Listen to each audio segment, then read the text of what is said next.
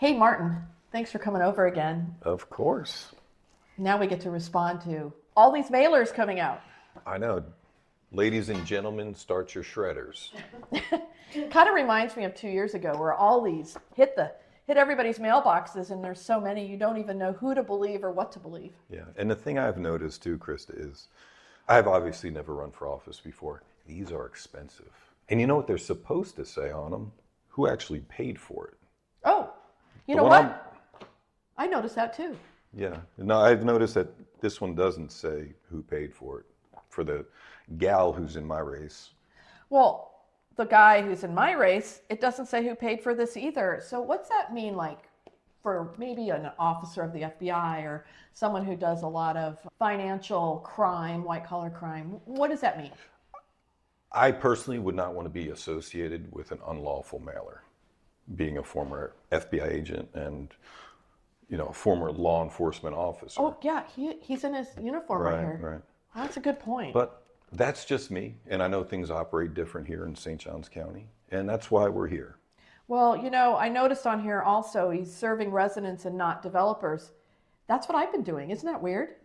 I mean, my votes have shown that. How do we know this guy's going to vote the same way? And he came up to me after his first talk, apologetically saying, if I knew Krista was running, I wouldn't have run. Because he said, I'm going to do exactly what she did, but trust me. So I have history, and that's weird, right? I think it's kind of odd. It makes one ponder why someone's doing something.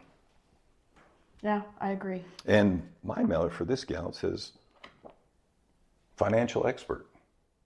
I did a little digging, just a little. Is that your background?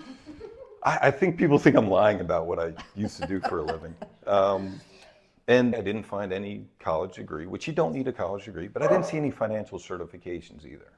And I thought it was weird. Someone that's a financial expert doesn't know how to calculate a net worth equation, because on her financial disclosures, she just didn't happen to list her $333,000 mortgage that she took out in 2021.